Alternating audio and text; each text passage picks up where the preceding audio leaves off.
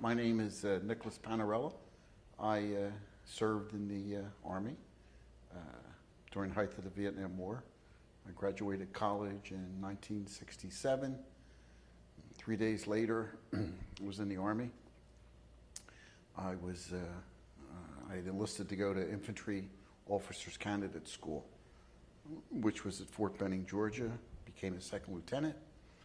Was volunteered for Special Forces training. And as a preliminary to that, I went to airborne school and then went to Special Forces, became what's called a Green Beret, and I served consecutive overseas tours in the Panama Canal Zone with what was then the 8th Special Forces Group, and then Vietnam with the 5th Special Forces Group. I met David. We were adversaries. He had just started practicing law. He was working in the district attorney's office of the city of Philadelphia. I recruited him. If you and I have served together, if we've sweated together, if I've shared my blood with you in order to hollow the sacrifices that we make together, well, we're brothers. It's a very strong bond. You know, Caviani spent almost a year battling an exotic form of, I think, Agent Orange related cancer, and that was covered. But you know, his family, there was family support involved, and David was very.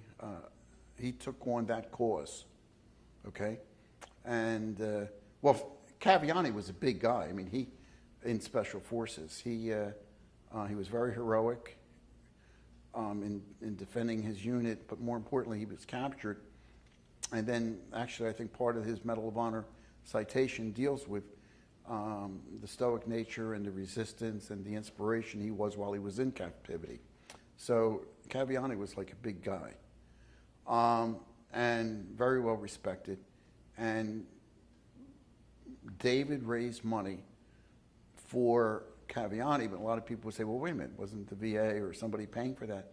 Yeah, but those benefits only go so far, and there were incidentals associated with it, and David raised money for that. David doesn't do anything half-ass, okay?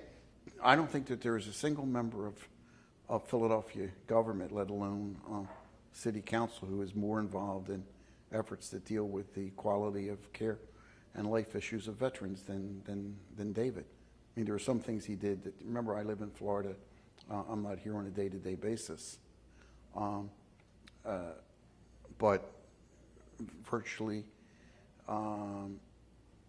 any issue that promotes veterans' rights and benefits or deals with a cause, David is a point person for in Philadelphia. A lot of people are afraid of the system. A lot of people are afraid of an initial rejection. A lot of people would not be aware of what benefits may or may not exist, okay? And anything is a process.